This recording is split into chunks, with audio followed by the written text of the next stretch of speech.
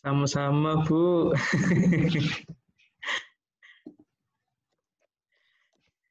Baik, Bapak Ibu sekalian, seharusnya memang sebenarnya pertemuan terakhir adalah pada minggu lalu, tapi karena kita juga terkendala 2 kali kena libur, dan bersyukurlah karena ada hari raya keagamaan kita semua bisa libur ya, dan bertepatan dengan kuliah kita dan hampir semuanya adalah hari Rabu. Nah, sehingga kemudian saya koordinasi dengan Bu Jundi, ya, sehingga kemudian kita akan menambah pada hari ini, karena saya juga masih punya hutang kepada Bapak Ibu terkait dengan mencoba memberikan masukan terkait dengan artikel atau terkait dengan kerangka pikir yang sudah dibuat oleh Bapak Ibu sekalian. Nah, maka untuk itu saya persilakan bagi Bapak Ibu yang akan mempresentasikan terkait dengan artikel atau mungkin kerangka pikirnya dulu, kemudian kita bahas bersama. Monggo, saya persilakan. Izin Pak Reka. Fatih, mungkin kalau diizin. Monggo, Pak Soledin. Iya. Mas Soleh. Ini saya share kerangka pikir dulu. Untuk artikelnya, memang judulnya nggak sama mirip dengan kerangka pikir dan rencana proposal disertasi ya Pak, karena alhamdulillah di Fiat sudah review. Jadi nanti saya sharekan juga artikel dan form reviewnya sudah double blind, 2 reviewer sudah masuk alhamdulillah.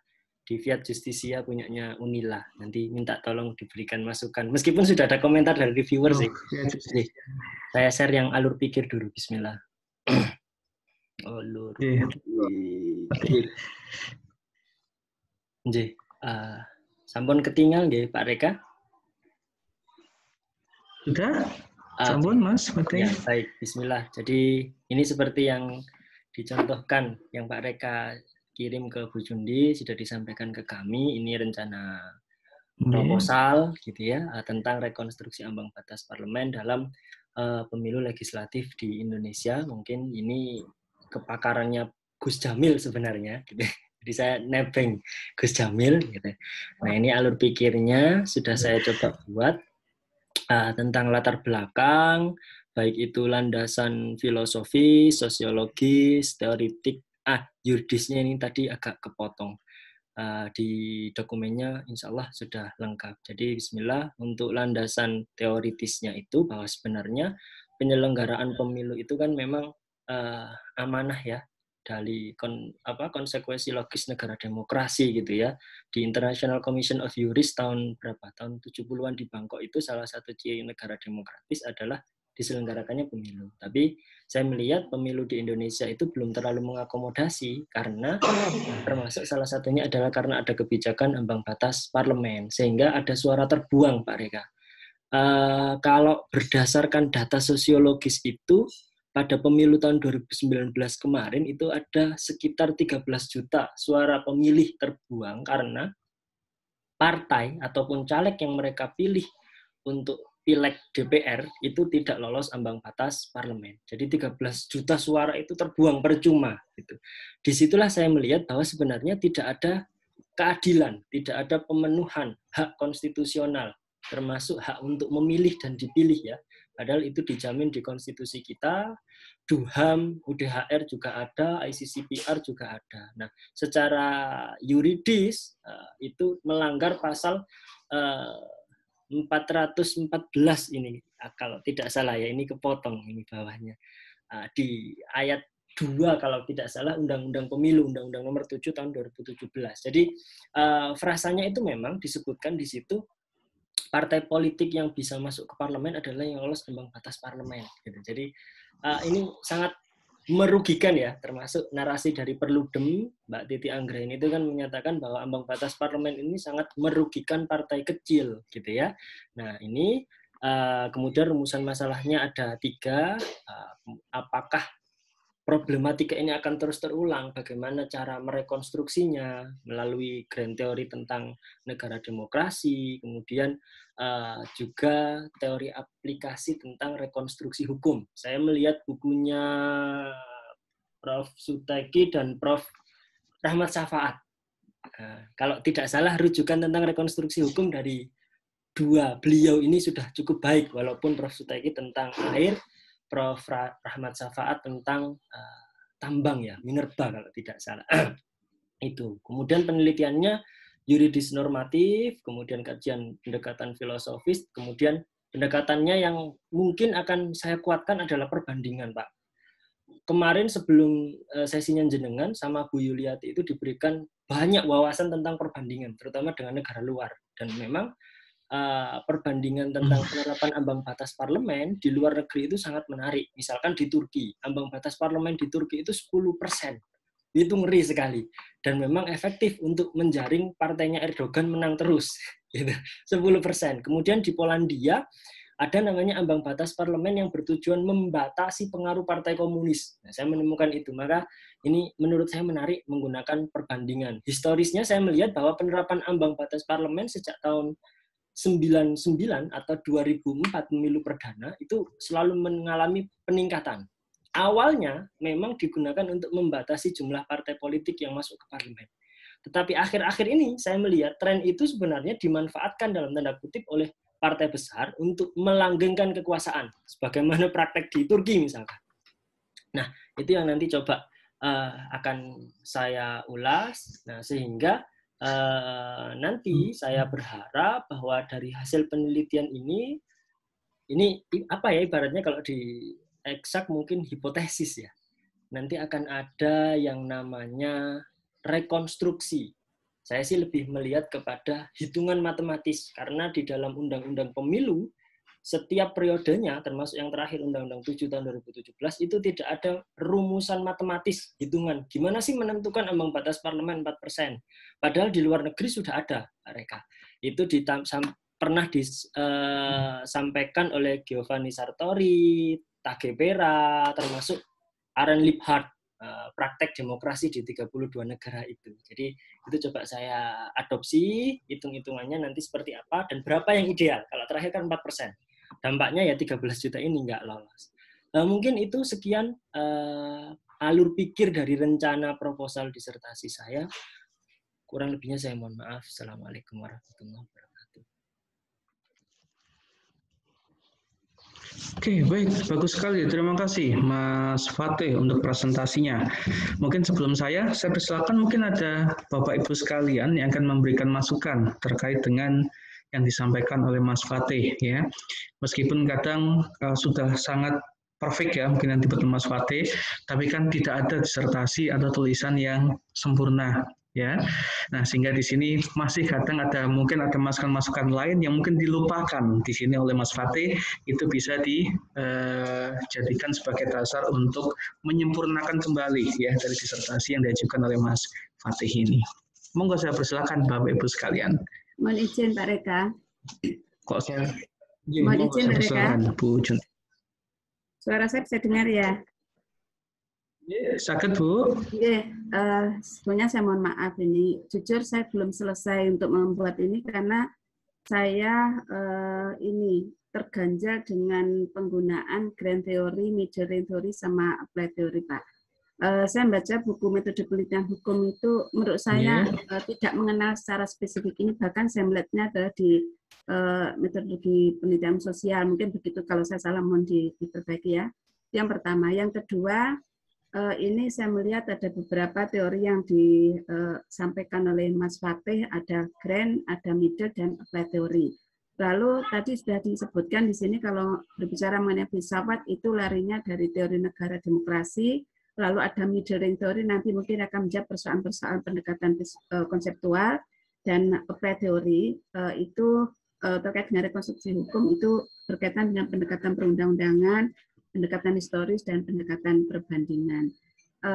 Ini menjadi sebuah pertanyaan atau menjadi sebuah catatan dari saya, mungkin begitu. Kalau melihat dari judul yang disampaikan Mas Fatih, saya justru melihat yang namanya teori keadilan sosial itu menjadi sebuah proses di pendekatan filsafat, karena ujung tombak dari sebuah proses apa yang tadi judulnya Mas Fatih ini kan kaitan dengan pemilu ya, itu kan kaitannya juga di keadilan. Kenapa banyak orang konflik, banyak orang terjadi persoalan-persoalan di ranah ini kan karena memang mereka merasa tidak adil begitu. Nah, inilah yang menjadi pertanyaan saya. Bagaimana kita bisa merumuskan atau bisa menentukan bahwa ini adalah grand theory, lalu ini middle range, dan ini applied. Mungkin tidak hanya saya, mungkin ada beberapa teman juga mempunyai persoalan yang sama. Sehingga pada waktu saya berada di proses landasan teori ini, saya berhenti, Pak Reka. Jujur saya berhenti karena saya bingung. Saya harus menempatkan di grand theory itu apanya, lalu middle range itu apanya, lalu applied itu apanya. Karena kajian saya adalah banyak di aspek filsafatnya. Jadi filosofisnya munculnya di sana. Sehingga kalau saya memaksakan harus di applied teori itu, saya harus memilih yang teori seperti apa gitu. Itu Pak dari saya, sehingga ini menjadi pertanyaan sekaligus mungkin konfirmasi saya terkait dengan paparan dari Mas Fatih itu. Terima kasih Mbak Reka dan Mas Fatih. Sama-sama Bu Jundi. Mungkin yang pertama terkait dengan penentuan grand, middle range, dan applied, mungkin sudah pernah saya sampaikan sebelumnya bahwa terkait dengan penentuan ini hanya untuk memudahkan saja. Kalau terkait ini memang di Brawijaya kan kita tidak ada aliran-aliran tertentu yang kemudian kita gunakan. Nah, terkait dengan pembagian mengenai grand, middle range, dan applied, ini biasanya digunakan bagi teman-teman yang di Unpad, Bu. Sehingga mereka menggunakan ini untuk memudahkan mana teori yang kemudian menjadi dasar atau basic ya sebagai sumber ide utama itu dimasukkan pada grand. Kemudian nantinya teori mana yang nantinya akan menjadi dasar terkait dengan analisis itu bisa ditaruh di middle range. Dan kemudian teori yang kemudian akan dipergunakan sebagai hasil sebagai alat atau tools analisis utama itu baru kemudian ditaruh di bagian applied. Nah, tetapi kemudian terkait dengan ini memang tidak ada buku atau mungkin sumber rujukan yang menggunakan ini. Ini hanya saya berikan, itu hanya untuk memudahkan saja. Mau dipakai monggo, kalau tidak juga tidak masalah. Nah, terkait dengan yang punyanya Mas Fatih, mungkin saya dulu saya mohon izin Mas Fatih. Nah, ada beberapa hal yang mungkin akan menjadi masukan dari disertasi Mas Fatih, calon disertasi tentatifnya. Nah, yang pertama adalah ketika kemudian Mas Fatih memilih judul rekonstruksi ambang batas, ada dua hal yang kemudian menjadi pertanyaan. Apakah nanti Mas Fatih fokus terhadap mengkonstruksikan terkait dengan pengaturan mengenai ambang batasnya, ataukah nanti akan mencoba untuk merekonstruksikan terkait dengan berapa jumlah yang nanti akan ditentukan secara matematis. Kalau misalnya terkait dengan jumlah, berarti kan nanti perlu pendekatan yang disebut sebagai pendekatan eurimetri. Supaya kita tahu, kalau misalnya untuk daerah, untuk pembatasan berapa jumlah partai politik tahun 2024 misalnya, nah kemudian ditentukan 20, 30, dan sebagainya, ini yang ideal dan sebagainya. Nah, barangkali nanti terkait dengan pendekatan eurimetri itu bisa dipergunakan. Tapi kalau pengaturan, monggo, pengaturan pun nanti perlu pembatasan, nanti kemana itu akan dipergunakan. Itu yang pertama. Nah, kemudian yang kedua, terkait dengan yang latar belakang secara filosofis, kalau menurut saya itu kurang cocok. Kenapa? Karena itu lebih memunculkan terkait dengan historicalnya. Jadi mencoba menggambarkan beberapa tahun kemudian secara milestone misalnya terkait dengan penetapan ambang batas. Akan lebih baik kalau misalnya di dalam filosofisnya, mungkin Mas Fatih kan juga menerima nih terkait dengan bahwa dalam filosofis kan ada ontologi, epistemo maupun aksio. Nah, monggo bisa dibagi per ininya, misalnya ontologinya mencari dengan maknanya, pemaknaan. Kenapa kemudian ada penentuan ambang batas? Atau apa yang dimaksud dengan ambang batas? Nah, itu bisa masuk di sana. Atau mungkin kadang-kadang ada yang langsung masuk pada sisi aksionya. Misalnya untuk melihat bahwa secara penilaian misalnya terkait dengan pembatasan atau ambang batas, penentuan ambang batas parlemen, misalnya dikaitkan dengan hak berpendapat, berserikat, dan berkumpul di dalam konstitusi. Nah, kalau misalnya ada pembatasan, bukankah itu bertentangan misalnya dengan nilai-nilai yang diatur dalam konstitusi terkait dengan kebebasan berpendapat, berkumpul, maupun berserikat khususnya, misalnya. Atau misalnya nggak masuk ke konstitusi, tapi masuk pada nilai-nilai hak asasi manusia terkait dengan kebebasan berserikat. Kalau misalnya negara mencoba untuk campur tangan dengan kewenangannya, bukankah itu nanti akan membatasi terkait atau bertentangan dengan nilai-nilai di dalam hak asasi manusia? Nah, mungkin itu bisa memperdalam atau lebih in-depth terkait dengan problematika filosofisnya. Nah, kemudian yang ketiga, untuk dari sisi teoritisnya. Nah, untuk yang teoritis, mungkin saran saya, Mas, tidak perlu masuk ke dalam hukum, ya. Tapi mungkin bisa lebih ditambahkan terkait dengan teori-teori pendirian parpol, misalnya. Ya, misalnya bisa kita lihat bahwa ketika misalnya ada teori-teori terkait dengan pendirian partai politik, ya, nanti ketika berhadapan dengan hak untuk berserikat, kemudian muncul pembatasan oleh negara tadi, ya, nah berarti kan ada dua teori yang ini nanti akan bertentangan, yaitu teori terkait dengan parpol misalnya atau pembatasan pendirian parpol berhadapan dengan teori kebebasan berserikat misalnya. Nah, atau mungkin bisa ditambahkan terkait dengan teori kewenangan negara. Ketika negara ikut campur tangan dalam hal pembatasan parpol tadi, ya, nanti pasti versus berkaitan dengan hak asasi manusia. Nah, ini mungkin bisa sedikit ditambahkan. Nah, kemudian terkait dengan yang yuridis, mungkin nanti perlu diperjelas untuk problematika yuridisnya terkait dengan kekaburan maknanya. Nah, makna apa yang kabur berarti kan di sini muncul penafsiran ganda. Nah, ini mungkin perlu ditonjolkan. Penafsiran gandanya di mana?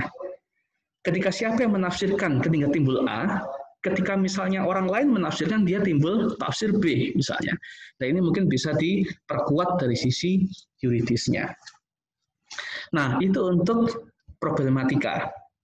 Nah, untuk rumusan masalahnya, nah, untuk yang pertama, saya kok agak kurang cocok ketika kemudian mempertanyakan terkait dengan ketidakpuasan masyarakat. Nah, kalau ketidakpuasan, berarti di sini sisi yuridis, ya, permasalahan hukumnya agak kurang. Kenapa? Kalau menurut saya ini akan muncul kepada permasalahan behavioral di sini.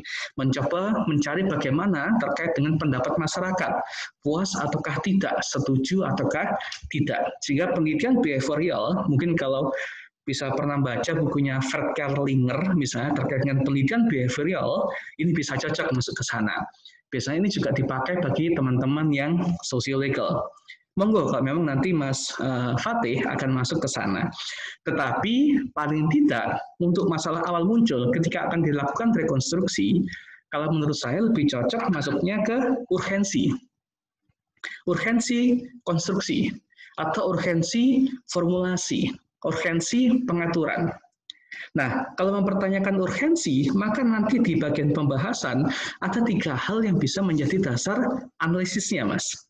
Yang pertama, urgensi secara filosofis, urgensi secara yuridis, dan urgensi secara sosiologis. Nah, sehingga orang bisa membaca pada awalnya adalah, oh ternyata ini kenapa penting untuk dilakukan rekonstruksi. Dari konstruksi awal yang mungkin dinyatakan oleh Mas Fatih tidak berkeadilan sosial. Nah, itu untuk RM1. Untuk RM3, nah ini kadang juga ada promotor atau co-promotor yang kemudian punya selera yang berbeda. Ada yang suka pecel pedas, ada suka pecel tanpa peyek, ada suka pecel pakai mendol. Beda-beda. Nah, kenapa saya sampaikan seperti itu? Nah, untuk permasalahan ketiga, ada yang mengatakan bahwa ius constituendum itu kan menjadi temuan. Nah, sehingga ketika ius constituendum yang dijadikan sebuah rumusan masalah, itu menjadi tidak sesuai. Sehingga beliau berpendapat bahwa ketika hal yang masih dicita-citakan dijadikan sebagai sebuah rumusan masalah, ini tidak cocok. Tapi kemudian memang ada yang mengatakan bahwa ketika kita akan bagaimana ke depan akan lebih baik sebagainya, malah justru ini aja adalah menjadi sebuah temuan yang futuristik. Nah, bukan saya menyalahkan untuk RM3, tapi mungkin bisa dipertimbangkan. Apakah nanti masuk di dalam rumusan masalah kalau misalnya promotornya sepakat untuk itu. Tapi kalau kemudian promotornya nggak sepakat, masukkan itu cukup di dalam pembahasan saja yang menjadi hasil temuan. Karena kan nanti apalagi disertasi ya, kan fungsinya itu harus menemukan sesuatu. Ya, nah ini yang kemudian nanti akan menjadi temuan dari Mas Fatih. Dan terakhir mungkin terkait dengan teknik analisisnya, mungkin perlu ditunjukkan apakah nanti akan hanya fokus di interpretasi. Interpretasi kan juga banyak, apakah mencoba mengekstensifkan misalnya bahwa ambang batas ini bukan hanya terkait dengan matematis, tapi ambang batas ini juga terkait dengan bukan jumlah, tapi ambang batas misalnya terkait dengan ada hal-hal aspek politis lain, sosiologis lain misalnya yang bisa masuk ya. Nah, berarti kan nanti akan menggunakan interpretasi ekstensif. Atau mungkin nggak berhenti di situ, saya rasa kalau sudah kayak Mas Fatih, saya rasa mungkin bisa masuk ke hermeneutik misalnya. Apakah mungkin pakai punyanya si Gadamer, ataukah mungkin punyanya Prof. Jazim Hamidi misalnya. Nah, nanti tidak hanya melihat dari sisi teks, tapi akan mencoba melihatnya dari sisi konteksnya. Kenapa itu bisa dibentuk? Ya, sehingga ada yang mengatakan politik hukum pun bisa masuk ke sana terkait dengan penentuan dari sebuah ambang batas sebuah partai politik. Mungkin sementara itu, Mas Fatih. Atau mungkin Bapak Ibu sekalian ada yang menambahkan, monggo sebelum terakhir nanti baru Mas Fatih menanggapi masukannya. Mungkin Pak. Persilakan Bapak Ibu. Baik. Monggo. Baik. Pak Jamil, Pertama ya, saya ingin menanggapi dari sisi konstitusionalitas atas pembatasan atau batas parlemen ini. Konstitusionalitasnya ini sudah diuji sebetulnya ke MK, dan MK sudah menyatakan itu konstitusional. Karena apa? Untuk menguatkan sistem presidensial di Indonesia. Jadi banyak orang yang mengatakan bahwa sistem presidensial itu tidak kompatibel dengan multipartai. Kalau kemudian tidak dibatasi, tidak ada ambang batas parlemen, maka partai politik akan semakin banyak dan semakin kemudian kondusivitas negara itu bisa bermasalah dari segi kondusivitasnya. Sehingga pembatasan itu dianggap konstitusional karena untuk mewujudkan penguatan sistem presidensial. Itu sudah diuji di Mahkamah Konstitusi. Yang kedua, ukuran ideal. Saya nggak tahu dari Mas Fatih ini nanti ukurannya itu matematik ataukah bagaimana. Karena begini, tiap pemilu batas parlemen itu selalu dinaikkan. Hari ini kalau nggak salah berapa Mas? 5 Mas Fatih ya? Saya kok lupa itu. Selalu dinaikkan dan menghasilkan sekarang itu 9 partai kalau enggak ya. Nah, apakah nanti ukuran yang diambil itu dari jumlah partai ataukah hitungan-hitungan di lapangan? Kalau di jumlah partai umpama idealnya itu berapa partai sih sebetulnya di Indonesia? Apakah kembali di Orde Baru hanya 3 partai ataukah 5 partai ataukah 9 itu sudah ideal? Nah, ini kan 9 dan hari ini umpama malah saya melihat eksekutif heavy sebetulnya lebih mengarah kepada kekuasaan eksekutif yang luar biasa hari ini. Nah, itu mungkin juga bisa dijadikan dijadikan dasar oleh Mas Fatih untuk kemudian mengolah kembali disertasinya ini. Kemudian bisa juga mungkin dilihat dari pemitaan dapil Mas Fatih. Karena harga kursi di Jawa umpama dengan di Sumatera itu juga berbeda. Apakah ada korelasi dengan mubadirnya banyak suara yang kemudian tidak bisa konversi menjadi kursi dengan pemitaan dapil dan harga kursi yang berbeda antara Jawa dan non Jawa ini. Mungkin juga bisa dilihat dari situ. Itu mungkin Pak Eka, terima kasih. Matur nuwun Gus Jamil atas masukannya terkait dengan substansi ya tadi beliaunya. Baik, monggo. Bapak Ibu yang lain saya persilakan.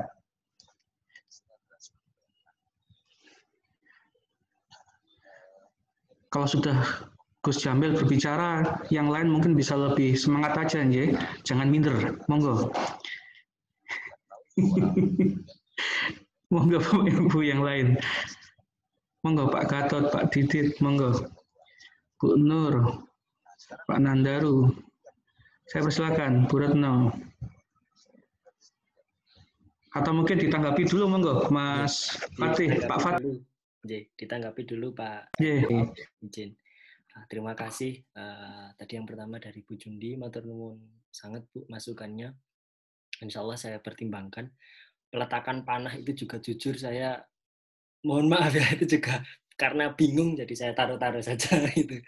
Jadi betul landasan teori ini memang agak susah ya merumuskan gitu ya. Semakin baca semakin bingung kita itu. Nah, selain di Unpad, Pak Reka, di UNED Jember itu juga pakai seperti ini Pak Reka, Grand Theory sampai Applied Theory, karena beberapa bulan yang lalu saya dampingi dosen yang baru ujian terbuka, kebetulan jadi tim task force-nya. Jadi ini juga ditanyakan saat ujian terbuka itu. Jadi ini kenapa kok masuk Grand Theory Applied itu. Jadi sangat membantu kalau menurut saya ini model seperti ini. Kemudian tadi masukan dari Pak Reka juga terima kasih, sangat memperkaya dan sangat membuka wawasan saya, terutama terkait pendekatan eurimetri. Saya baru dengar ini Pak Reka, terima kasih sekali. Kalau penafsiran, iya insya Allah nanti akan coba saya pelajari, saya buka lagi bukunya almarhum Pak Jazim gitu ya, tentang penafsiran hermeneutik dan ekstensif tadi, terima kasih. Kemudian kalau dari Gus Jamil, nah ini karena levelnya sudah Gus ya Pak Reka, jadi memang agak susah dijawab gitu ya. Apalagi ini yang keep in touch, bersentuhan langsung dengan pemilu gitu ya, Bawaslu main-main disikat. Nah kalau Gus Jamil pertanyaannya tadi, ya betul. Kalau bahas tentang konstitusional atau inkonstitusional ini sudah final. Dan saya pun sepakat ambang batas parlemen tetap ada kok. Hanya saja bahasanya memang terkait rekonstruksi. Biar orang awam itu melihat ketika ada ambang batas parlemen itu jelas. Di Undang-Undang Pemilu sejak 99 atau 2004 awal pemilu sampai 2019 itu tidak pernah ada definisi secara kalimat gitu ya, secara gramatikal ambang batas parlemen adalah itu tidak ada. Padahal di literatur dan undang-undang di luar negeri itu ada. Nah, itu yang perlu kemudian dijelaskan, tadi termasuk menyambung yang disampaikan oleh Pak Reka, apakah hanya terkait sistematis secara hitungan, formulasinya, atau juga pemaknaan. Nah, harapan saya dua-duanya. Lalu parameter apa? Kalau saya mengambil rumusnya Tagebara, yang paling mudah memang rumusnya Tagebara, itu ada 2 atau 3 parameter yang bisa dijadikan ukuran untuk menentukan besaran ambang batas parlemen, yakni yang pertama itu besaran daerah pemilihan, jumlah kursi yang diperebutkan, sama satu lagi itu ada koefisien yang dia bawa, kalau nggak salah akar 1. Saya nggak tahu rumusannya itu dari mana, tapi ketika dihitung itu masuk akal dengan yang digunakan di beberapa negara saat ini. Jadi tadi termasuk misalkan harga kursi di masing-masing daerah itu berbeda. Iya, betul. Saya memahami.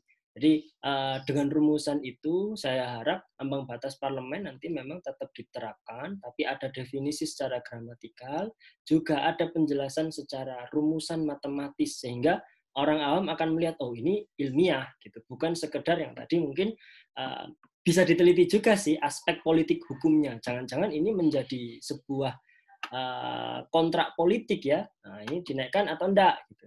Itu mungkin juga. Maka harapan saya pribadi dengan ini nanti ambang batas parlemen tetap ada, penjelasannya jelas, bukan hanya cukup jelas gitu, tapi ada, dan juga matematisnya itu memang benar-benar bisa diperdebatkan dan bisa dibuktikan secara ilmiah. Nah, untuk perhitungannya memang saya belum menghitung ya akhir-akhir ini. Kalau dulu skripsi itu sudah pernah. Skripsi itu waktu itu penerapan untuk DPRD. Karena sekarang kan bukan untuk DPRD. Sejak ada putusan MK itu kan untuk DPR. Kalau DPRD dulu dapatnya 1%. Waktu itu pembimbingnya Pak Ali. Jadi penerapan ambang batas parlemen untuk tingkat DPRD. Kalau sekarang untuk DPR berapa? Karena beda daerah kan beda jumlah kursi yang diperebutkan, besaran dapilnya berbeda. kemungkinan mungkin tidak akan jauh dari itu, 1-2%. Ini masih hipotesis, dan itu bisa mengakomodasi semua. Jadi bukan pada berapa jumlah partai yang ideal, tetapi pada matematisasi yang dilihat dari parameter-parameter itu tadi. Karena kalau menentukan berapa partai yang ideal, nanti pakai rumusnya Giovanni Sartori, effective number of political parties, ada lagi rumusnya, gitu ya. Jadi indeks fragmentasi ada lagi. Ini sudah di riset sama peneliti Perludem namanya August Melas. Dan fokus penelitian saya bukan di itu, tapi nanti mungkin bisa jadi masuk bahasan untuk memperkuat argumentasi bahwa rekonstruksinya harus seperti ini. Nah, begitu Pak Reka. Mungkin kalau sudah, saya izin nge-share yang artikel yang di Fiat, kalau boleh. Ngapunten Pak Reka, matur nuwun. Terima kasih Mas Fatih. Ini mau gimana ya?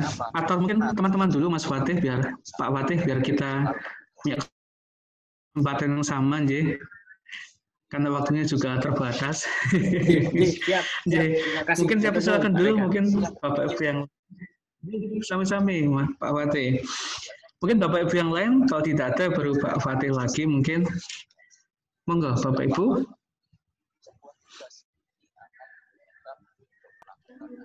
Mohon izin mereka. Monggo. Mas Nandaru, saya persilakan. Mohon izin untuk share screen, Monggo. Silakan.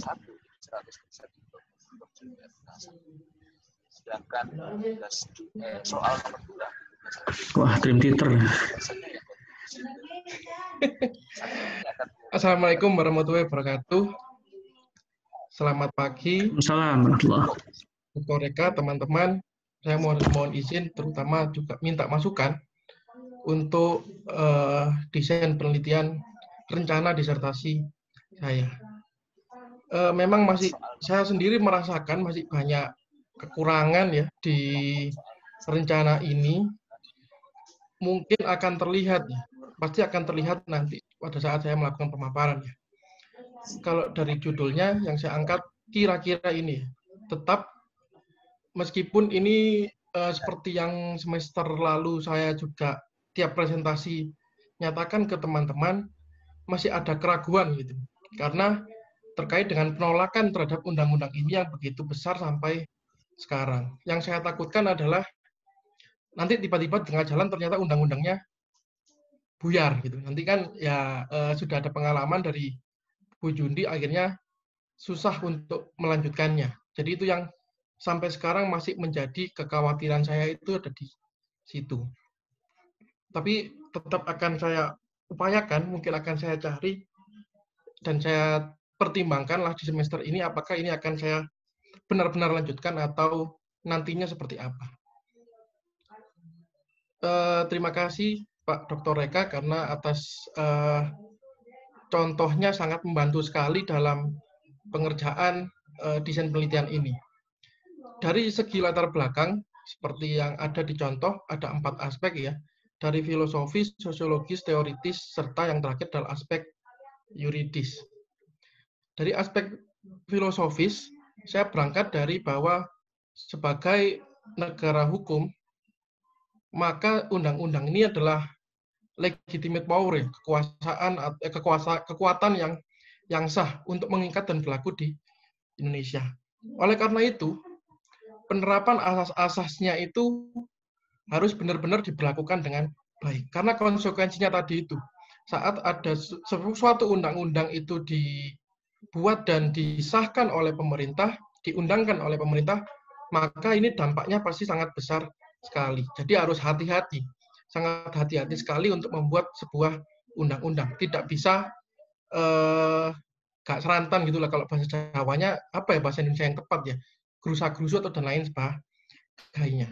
Dan ini yang sangat terlihat sekali di pembuatan Undang-Undang Cipta Kerja. Pada saat pertengahan tahun 2019 baru muncul rancangannya dalam waktu yang relatif singkat ya untuk membuat sebuah undang-undang. 1 tahun kemudian ini sudah diundangkan menjadi sebuah undang-undang.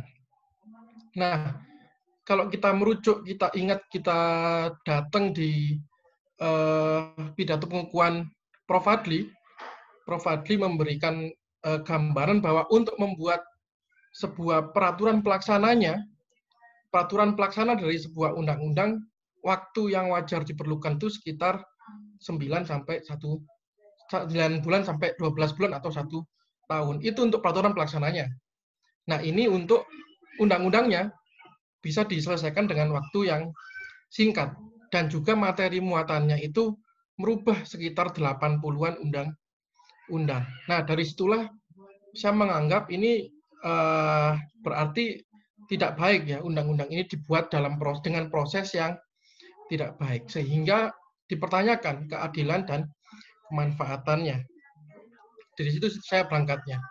Kemudian dari sisi sosiologis, di masyarakat ini menjadi panas ya saat undang-undang ini menjadi pemberitaan, dan penolakan ini dilakukan oleh berbagai elemen masyarakat, mahasiswa, dosen-dosen juga melakukan penolakan. Ada banyak kajian-kajian yang secara garis besar itu intinya meminta pemerintah untuk mempertimbangkan kembali undang-undang ini apakah segera disahkan atau tidak. Tapi semua hal itu ternyata tidak dipertimbangkan atau tidak didengar oleh pemerintah. Itulah kenapa kok saya akhirnya keluar frase tidak demokratis itu dari sini, dari permasalahan sosiologis ini. Kan bisa dikatakan bahwa ya aspirasi kita tidak didengarkan oleh mereka-mereka yang ada di pemerintahan sana. Secara teoritis di undang-undang ini tidak sesuai dengan teori pembentukan peraturan perundang-undangan yang ada. Di sana sudah jelas ada asas, ini berkaitan juga dengan aspek yuridisnya ya. Ada asas, sudah jelas dinyatakan di pasal 5 Undang-Undang nomor 12 tahun, ini salah ketik ya, tahun 2011 tentang pembentukan peraturan perundang-undangan. Salah satu asasnya, yaitu yang poin G itu menyatakan asasnya adalah keterbukaan. Asas keterbukaan inilah yang saya rasa sangat-sangat diingkari dalam proses pembentukannya. Karena ya mau terbuka seperti apa kalau pada akhirnya tidak didengarkan juga apa yang kita sampaikan. Dari latar belakang tersebut, saya mengangkat 3 permasalahan. Yang pertama terkait keabsahan undang-undang ini. Jika ditinjau dari perspektif teori keabsahan, kenapa kok akhirnya teori ini muncul? Ya karena memang kalau kita lihat hanya secara ini sudah disahkan oleh pemerintah, ya memang ya akhirnya kembali ke filosofis tadi ya. Kalau sudah diundangkan ya akan berlaku, ya pasti sah. Gitu. Tapi akan saya tinjau lagi lebih dalam dari teori keabsahan ini. Terutama dengan setelah melihat prosesnya itu tadi ya. Setelah melihat prosesnya ini ada yang beberapa hal yang dilewati. Kemudian melompat ke apa akibat hukum jika asas-asas pembentukan itu tidak diakomodir dengan baik dalam pembentukan peraturan perundang-undangan. Serta yang terakhir, berusaha untuk mencari model pembentukan peraturan perundang-undangan yang seharusnya diberlakukan agar hal ini tidak terjadi lagi. Karena beberapa tahun ke belakang memang pembentukan peraturan perundang-undangan kita ini dalam tanda kutip hampir selalu bermasalah ya. Terutama terkait dengan itu tadi keterbukaan dan waktu yang singkat, seperti ya sekitar 2-3 tahun yang lalu revisi undang-undang KPK dan beberapa undang-undang yang lainnya itu kan juga dalam waktu yang singkat, sehingga dan gongnya puncaknya adalah undang-undang cipta kerja ini. Kemudian untuk landasan teori seperti yang disampaikan Bu Jun tadi ya, saya juga merasa kesulitan untuk merumuskan tentang teorinya, mana yang masuk ke grant, mana yang middle dan apply, sehingga saya ya daripada kosongan ya akhirnya saya yang sudah pasti akan digunakan ya 2 teori ini. Untuk middle saya akan memperdalam lagi dan nanti akan saya tambahkan kemudian. Tapi untuk apply teori dan grant teorinya adalah 2 teori ini Yang jelas adalah teori keabsahan untuk menilai undang-undang ini, serta teori negara demokrasi. Ini untuk memperkuat di pendekatan filosofis dan pendekatan konseptualnya. Kemudian untuk metodenya, penelitian hukum normatif. Sekian pemaparan dari saya, mohon masukan dari Dr. Reka dan teman-teman sekalian. Terima kasih. Wassalamualaikum warahmatullahi wabarakatuh. Waalaikumsalam warahmatullahi wabarakatuh. Terima kasih Pak Nandaru untuk presentasinya. Monggo saya persilakan mungkin Bapak Ibu dulu untuk memberikan masukan. Pak Reka, saya tertarik untuk membahas punyanya Mas Nanda. Sedikit aja. Pak Reka mohon izin ya. Monggo Bu Jundi. Terima kasih Mas Nanda. Ini saya jadi flashback dengan cerita saya di batch pertama waktu disertasi yang pertama itu. Ceritanya kan aturannya sudah dicabut oleh MK sebelum saya menyelesaikan. Nah, akhirnya ini akan dicoba oleh Mas Nanda. Saya nggak tahu, saya hanya berdoa semoga ini jalan mulus sampai selesai gitu ya. Itu yang saya harapkan begitu. Yang berikutnya, jujur saya tidak menguasai tentang teori keabsahan. Yang saya pahami kalau kita berbicara mengenai keabsahan berarti kan daya laku hukum atau masa kebelakang hukum. Saya ingat di mata kuliah pengantar ilmu hukum itu kalau nggak salah bahwa hukum itu bisa berlaku satu, atau keabsahan hukum itu berlaku karena satu secara filosofis, yang kedua bisa sosiologis, politis, dan yang terakhir yuridis. Nah, kalau misalnya sampean ini fokusnya kelihatannya kalau melihat judul ini berarti dalam aspek proses yuridisnya saja gitu. Apakah tidak mungkin kalau berbicara mengenai keabsahan berarti ya harus akumulasi dari 4 poin tadi, biar nanti namanya ini kan juga sebuah penelitian disertasi, sehingga ada aspek filosofisnya di sana muncul, lalu politiknya sebagai bagian dari proses keabsahan itu juga muncul, lalu apalagi juga berbicara mengenai masyarakat, jadi ada aspek sosialnya juga itu, sehingga 4 poin itu menjadi satu kesatuan yang tidak bisa dipisahkan. Itu aja yang dari saya sampaikan, karena saya tadi istilahnya jujur terganggu dengan teori keabsahan yang memang saya tidak tahu gitu loh. Semoga dengan penjelasan ini Mas Nanda saya menjadi tahu tentang teori keabsahan. Ya, terima kasih Pak Reka. Matur nuwun Bu Jundi untuk masukannya. Monggo, mungkin sebelum dijawab Pak Nandaru, mungkin Bapak Ibu yang lain untuk menanggapi. Izin.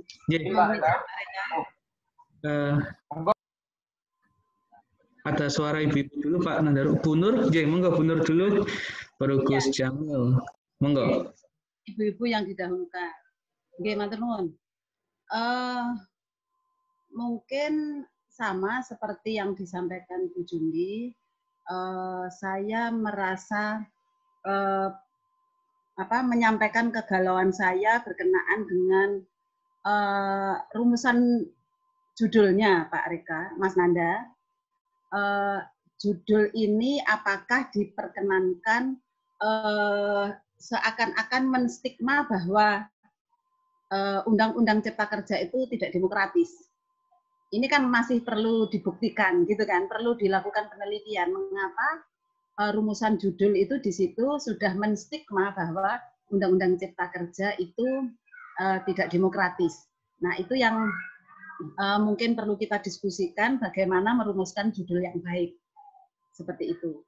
Kemudian yang kedua, menanggapi apa yang disampaikan Bu Jundi, memang salah satu teori keabsahan yang mungkin Bu Jundi sebutkan. Tetapi ada beberapa teori keabsahan yang memang perlu digali menurut saya.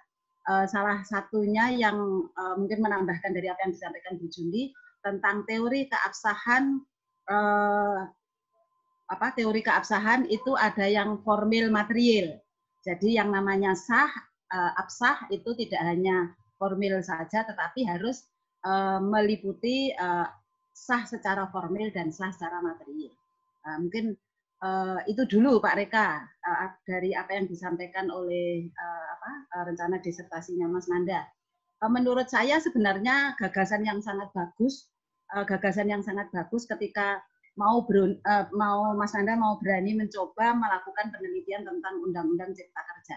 Tetapi kalau kita mau menggali lebih dalam tentang persoalan negara Indonesia sebagai negara hukum yang konsepnya itu adalah Rechtsstaat, yang memang pembangunan hukumnya itu adalah mendasarkan kepada pembangunan peraturan perundang-undangan, tentu saja sebenarnya indikasi ketidakdemokratisan peraturan perundang-undangan itu bukan hanya cipta kerja saja gitu. Jadi banyak dilakukan penelitian tidak hanya terhadap undang-undang cipta kerja saja. Jadi termasuk persoalan-persoalan yang sifatnya teknis, secara formal, dan kemudian secara material itu menunjukkan indikasi bahwasanya peraturan perundang-undangan tersebut tidak demokratis. Jadi seperti itu Pak Reka, yang 3 hal yang saya sampaikan untuk mudah-mudahan bisa mendukung, bisa memotivasi, dan bisa memberikan manfaat kepada Mas Nanda. Terima kasih. Amin. Matur nuwun Bu Nur untuk masukannya. Terakhir Pak Gus Jamil, monggo saya persilakan Gus. Baik. Singkat ya. Pak Reka. Begini, saya juga tergelitik dengan judulnya juga tentang keabsahan. Karena uji keabsahan itu lebih familiar di Pengadilan Tata Usaha Negara. Kalau saya melihat, jadi kalau di Pengadilan Tata Usaha Negara itu yang diuji itu ada ada yang dapat dibatalkan, ada yang batal demi hukum. Tapi semuanya tetap juga melalui pengadilan. Ada yang namanya ujian yang bersifat ex non, ada juga yang bersifat ex non. Nah, terkait dengan Undang-Undang Cipta Kerja ini kan sudah banyak melahirkan PP. Ada banyak PP, ada juga banyak permen. Apakah kalau uji keabsahan ini bersifat ex non, yaitu semua berlaku surut, artinya mulai dari awal dia dicabut, termasuk kemudian PP-nya semua dan akibat-akibat hukumnya kemudian juga dibatalkan. Ataukah dia ex non, hanya kemudian batal sejak dibatalkan oleh Mahkamah Konstitusi. Kemudian akibat hukum yang ke belakang itu juga tidak apa-apa umpama. Nah, itu saya pikir juga perlu dipikirkan. Apakah memang kompetensinya MK ini sama dengan Peradilan Tata Usaha Negara ketika melakukan uji keabsahan? Saya pikir itu, Pak Reka. Terima kasih.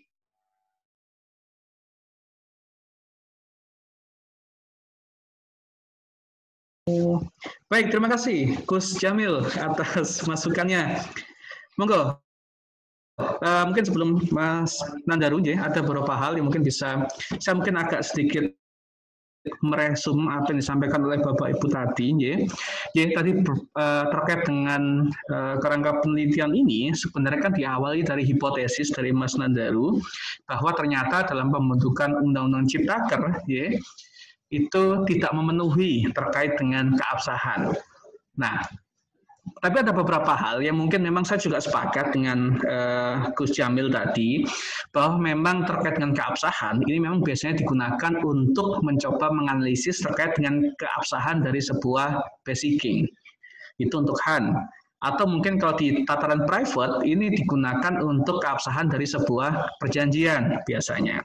Nah, tetapi memang terkait dengan norma atau undang-undang, itu pernah ada disebutkan oleh Hans Kelsen, itu pada bukunya yang General Theory of Law and State, di halaman 145 misalnya, dia juga menggunakan kata-kata keabsahan, tetapi bukan sebagai teori, tetapi sebuah prinsip keabsahan dari norma, yang dia pakai seperti itu. Untuk melihatnya apakah sebuah norma atau undang-undang tadi memang telah dibentuk oleh mereka yang berwenang ataukah tidak, dan tidak ada pertentangan. Nah, itu yang digunakan oleh Hans Kelsen. Nah, sehingga saya rasa nanti perlu dipertimbangkan kembali ketika akan menggunakan unsur pada judul adalah keabsahan di situ. Nah, kemudian terkait dengan teori yang digunakan, mungkin terkait dengan yang yang pertama tadi yang bersifat grand teori, pertama sebaiknya masuk ke negara hukum dulu, Mas Pak Nandaru. Ya. Jadi teori negara hukum dulu, ya, di mana ada kewenangan negara untuk membentuk itu. Kemudian di middle range-nya, ya, itu bisa masuk kepada teori pembentukan undang-undang. Nah, ini pakar sebenarnya juga Gus Jamil maupun Bu Nur ini sebenarnya, ya, di mana kan terkait dengan pembentukan undang-undang harus memenuhi persyaratan yuridis. Apa persyaratan yuridis? Satu, dibentuk oleh organ yang berwenang. Kemudian kedua, sesuai dengan prosedur. Ya, dan yang ketiga, tidak bertentangan.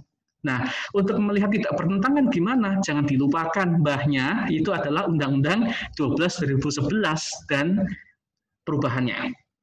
Kemudian yang kedua, kalau misalnya Undang-Undang 12 2011 dikatakan Mas Nandaru, waduh kok kurang cocok, silakan dikembalikan kepada asas-asas pembentukan sebuah peraturan perundang-undangan. Nah, bisa masuk ke sana. Kalau masih kurang lagi, misalnya ada teori kepastian hukum, misalnya, ya, atau mungkin ada lagi, ya, mungkin bisa dibaca adalah teorinya Lon Fuller, ya, the principle of legality. Ya, ada 8 prinsip peraturan perundang-undangan yang baik yang menjadi dasar dalam pembentukannya. Nah, ini bisa menjadi dasar dari Mas Nandaru nantinya untuk melengkapi. Ya, tapi kalau soal substansi, Gus Jamil, Bu Nur, ya, dan teman-teman sekalian, saya rasa lebih paham terkait dengan hal tersebut. Mungkin itu Mas Nandaru. Monggo, kalau ada yang ingin ditanggapi, saya persilakan. Terima kasih Pak Dr. Eka, teman-teman atas masukannya. Memang saya mempresentasikan ini juga mencari, saya paham ini banyak celahnya gitu. Seperti tadi yang sangat celah besar sekali kan saya dengan tegas menyatakan ini tidak demokratis, harus ada pendahuluannya itu. Saya sudah juga memahami hal itu.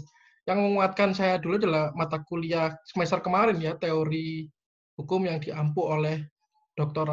Prof. Rahmat Syafaat, yang pada saat itu sempat menyatakan ya, kalau bisa itu untuk diangkat sebagai sebuah disertasi, kita melihat apakah memang undang-undang ini benar atau tidak gitu. Tapi ya akan ada banyak masalah. Saya ingat juga pada waktu presentasi ada banyak PR juga yang harus diluruskan. Itulah yang sayangnya semakin saya mencari kok semakin bingung gitu ya. Ini jadi saya juga sudah mulai ada cadangannya gitu loh.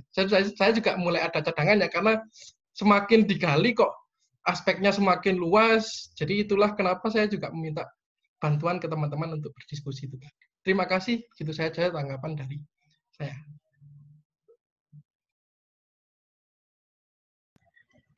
Baik, terima kasih Mas Nandaru.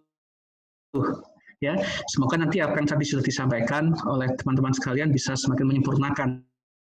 Ya, saya rasa Bapak Ibu juga nggak perlu bingung ya, karena semakin bingung Bapak Ibu berarti di situ Bapak Ibu sudah berfilsafat di sini ya.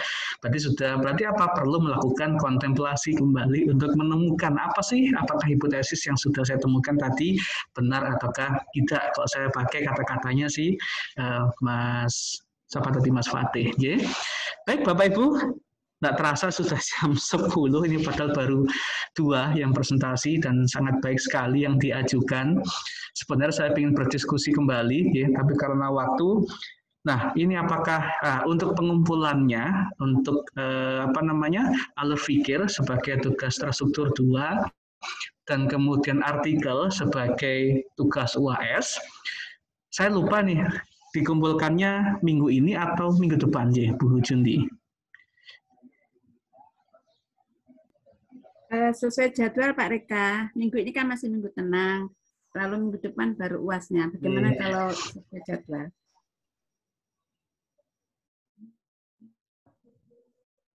Ya, Putus-putus Pak Reka, nggak dengar suara Pak Reka. Dikumpulkan berarti tanggal 9, ya. 9 Juni. Sekarang tanggal berapa ini? Ya. Atau butuh waktu lagi 9 atau hari Sabtu minggu depan. Mereka ditambah lagi Sabtu minggu depan. Karena kaitannya dengan artikel juga nggak mudah bagi teman-teman untuk merumuskan jadi artikel penuh itu. Bisa nggak itu kalau ditambah beberapa hari itu? Saya lihat juga Gus Jamil itu kontemplasinya butuh waktu, Bu Jundi. Berarti Sabtu minggu depan, Kalau Sabtu minggu depan gimana? Ya? Sabtu ini, Sabtu lagi. Tanggal, coba saya tanggal dulu. Tanggal 12 ya? Berarti tanggal 12. Anu Pak Reka. Tanggal 12. Oh, tanggal 12. Tanggal 12 jam 5 sore. Wes. Tanggal 12 jam 17.